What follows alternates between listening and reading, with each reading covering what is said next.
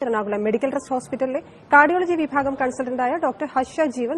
പിന്നെ പാരമ്പര്യമായിട്ട് അകാലത്തിൽ ഹൃദ്രോഗം വന്നവർ, പ്രത്യേകിച്ച് പുരുഷന്മാരിൽ 55 വയസ്സിന് താഴെയും സ്ത്രീകളിൽ 65 വയസ്സിന് താഴെയും പാരമ്പര്യമായിട്ട് ഹൃദ്രോഗം വന്നിട്ടുണ്ടെങ്കിൽ, അതായത് നമ്മുടെ കുടുംബത്തിൽ നമ്മുടെ അച്ഛനോ അല്ലെങ്കിൽ നമ്മുടെ അമ്മമാർക്കോ ആർക്കെങ്കിലും 55 വയസ്സിന് താഴെ ഹൃദയാഘാതം വന്നിട്ടുണ്ടെങ്കിലോ, അല്ലെങ്കിൽ നമ്മുടെ ഇമ്മീഡിയറ്റ് ആയിട്ടുള്ള ഫീമെയിൽ റിലേറ്റീവ്സ്, അമ്മയ്ക്കോ അല്ലെങ്കിൽ ഇമ്മീഡിയറ്റ് ആയിട്ടുള്ള ഫീമെയിൽ റിലേറ്റീവ്സ് 65 വയസ്സിന് താഴെ ഹൃദയാഘാതം വന്നിട്ടുണ്ടെങ്കിൽ അത് അകാലത്തിൽ വരുന്ന ഹൃദ്രോഗം എന്ന് പറയാം. അത്തരം രോഗികൾ നമ്മുടെ കുടുംബത്തിൽ പാരമ്പര്യമായിട്ടുണ്ടെങ്കിൽ നമ്മളും ജനറ്റിക്കലി പ്രീഡിസ്പോസ്ഡ് ആണ് ഹൃദ്രോഗം ഭാവിയിൽ വരാനുള്ളത്.